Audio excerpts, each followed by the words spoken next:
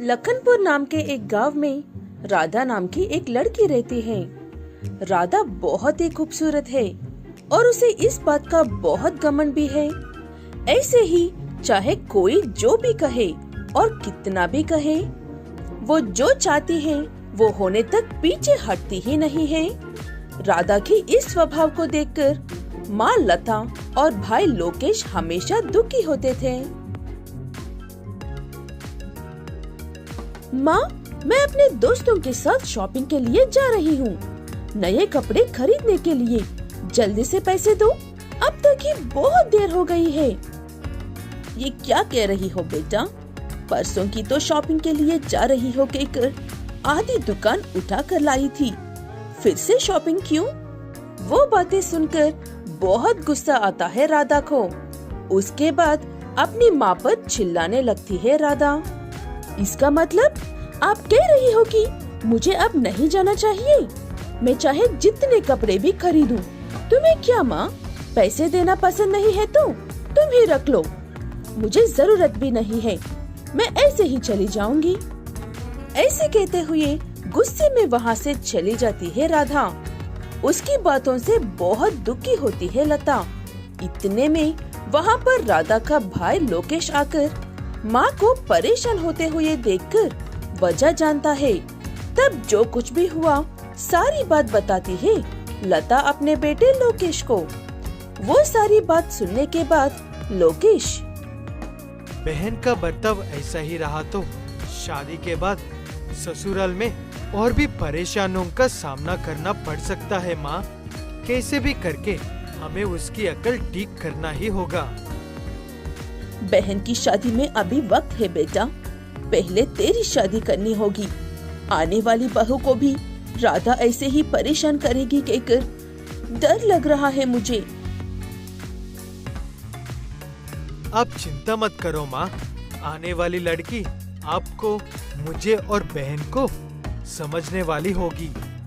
ऐसे लोकेश के लिए रिश्ते देखने शुरू करते हैं लता। ऐसे आए हुए एक रिश्ते में कला नाम की एक लड़की पसंद आती है लोकेश को और शादी से पहले ही उससे ऐसे कहता है, मैं अपनी बहन के बारे में जितनी भी बातें बताई है वो सारी सच है। अगर तुम्हारे पास उसे झेलने की सब्र है तो ही शादी के लिए सामने आओ काला, मुझे तो तुम पसंद हो। वो सारी बातें सुनकर कुछ देर सोचने के बाद शादी के लिए हाँ कहती है कला। ऐसे लोकेश और कला की शादी होती है और कला लता के घर आती है बहू की तरह। कुछ दिन राधा सच में कैसी लड़की है, उसकी आदतें कैसी है, ये देखकर अपने पति से कला, सुनिए, मुझे तुम्हारी बहन की सारी आदतें अच्छे से समझ में आ गई है। अब से उसे देखने की जिम्मेदारी और उसे सुधारने की जिम्मेदारी मेरी है। आपको अब चिंता करने की जरूरत नहीं है। ऐसे हिम्मत देने पर लोकेश के मन को भी थोड़ा सुकून मिलता है। और ऐसे ही एक दिन, भाभी, मैं शॉपिंग करने के लिए जा रही हूँ, क्या आप भी मेरे साथ चलोगी? ऐसे ही कुछ देर घूम कर आते हैं। वो बातें सुनने के बाद यही सही मौका है राधा को बदलने के लिए कहकर कला ठीक है कहकर राधा के साथ शॉपिंग के लिए निकलती है। ऐसे एक शॉप में जाते हैं। राधा को एक ड्रेस बहुत पसंद आता है। उसे खरीदने के लिए जाने पर कला उसे रोककर, राधा, मुझे भी वही ड्रेस पसंद आया है, इसलिए तुम मुझे वो ड्रेस देकर दूसरा वाला ले लो। ऐसे कैसे होगा भाभी? पहले मैं सेलेक्ट किया था वो ड्रेस, इसलिए वो मुझे चाहिए। अगर तुम्हें चाहिए तो दूसरा वाला ले लो। उसके बाद कला उसी शॉप में नीचे बैठकर रोने लगती है। मुझे वही ड्रेस चाहिए कहकर हमेशा हर बात में जिद करने वाली राधा को उसकी भाभी उससे भी ज्यादा करने वाली ये देखकर सारा दिमाग खराब हो जाता है उसका। उसके बाद वो ड्रेस उसी को खरीदने को कहता है राधा।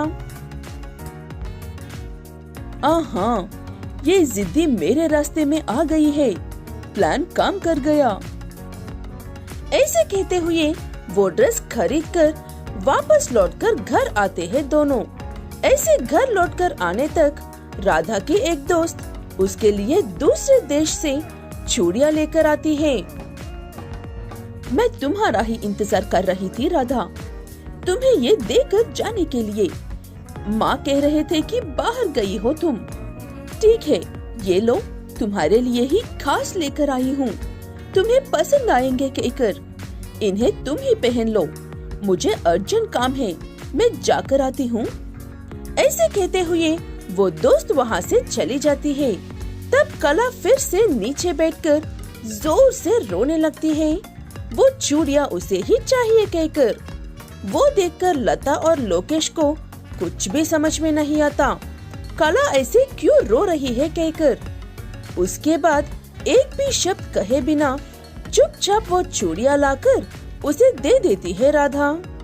मैं भी हर बात के लिए ऐसे ही जिद करती थी, लेकिन वो सब इतना मुश्किल होता है कहकर तुम्हें देखने के बाद ही समझ में आ रहा है। मैं फिर कभी ऐसे जिद नहीं करूँगी।